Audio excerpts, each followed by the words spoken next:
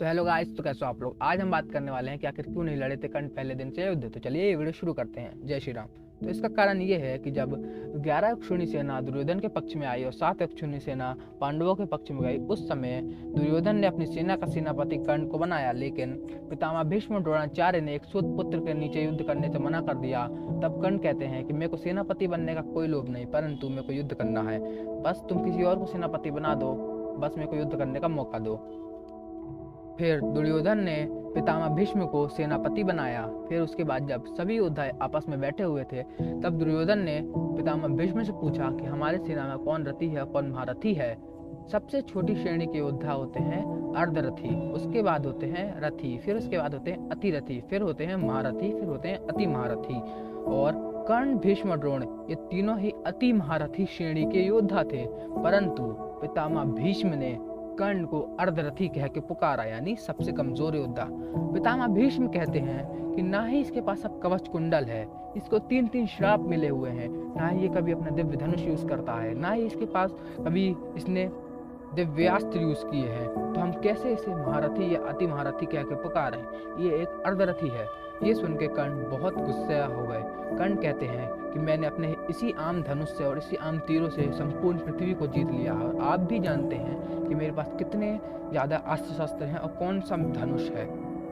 फिर पितामह भीष्म और कर्ण के बीच बहस छिड़ गई।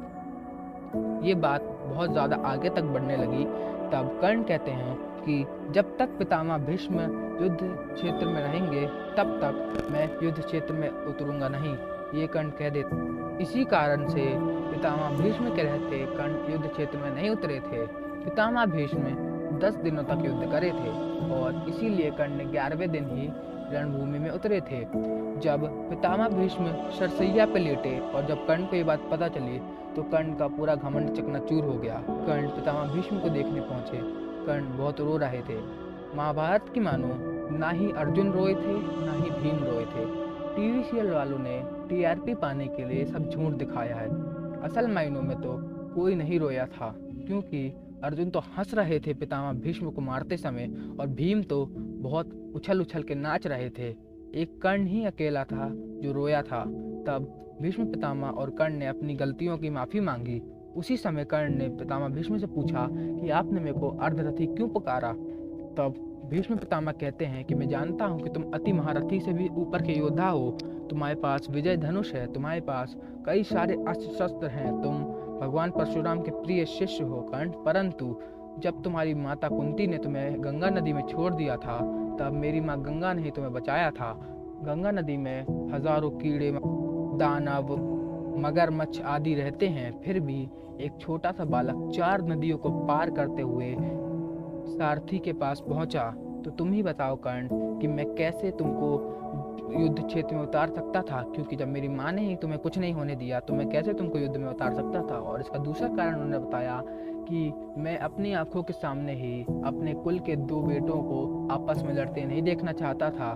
तुमने प्रतिज्ञा खाई है कि तुम अर्जुन का वध कर दोगे, और अर्जुन ने प्रतिज्ञा ली है कि तुम हमारा वध कर देगा। इस कारण से ही मैंने तुम्हें युद्ध भूमि से दूर रखा। अब मैं इतना सामर्थ्य नहीं रखता हूँ कि मैं ये सब देख सकूं। तब कर्ण ने पूछा कि आपको पता था कि मैं कुंती पुत्र हूँ, फिर तुमने क्यों मुझे नहीं बताया। तब भीष्म पितामह कहते हैं कि जिस प्रकार तुमको भी मालूम चल गया था कि तुम कुंती पुत्र हो, मगर तुमने किसी को नहीं बताया, इसी प्रकार मुझे भी पता चल चुका था कि तुम कुंती पुत्र हो, पर मैं किसी को बता नहीं पाया क्योंकि मैं विवश था कर्ण। इतना कह के दोनों रोने लगे। फिर सुबह हुई। उसी समय कर्ण ने भीष्म पितामह का आज्ञा ली और उनसे आशीर्वाद लेके युद्ध क्षेत्र में उतरा। आप बताइए कमेंट सेक्शन में आपको कौन सा वॉरियर ज़्यादा पसंद है। आपको हमारी ये वीडियो कैसी लगी। हमारे चैनल धर्मोलॉजी को सब्सक्राइब कर दीजिए, इस वीडियो को लाइक कर दीजिए, इस वीडियो को शेयर कर दीजिए। जय श्री राम, हर हर महादेव।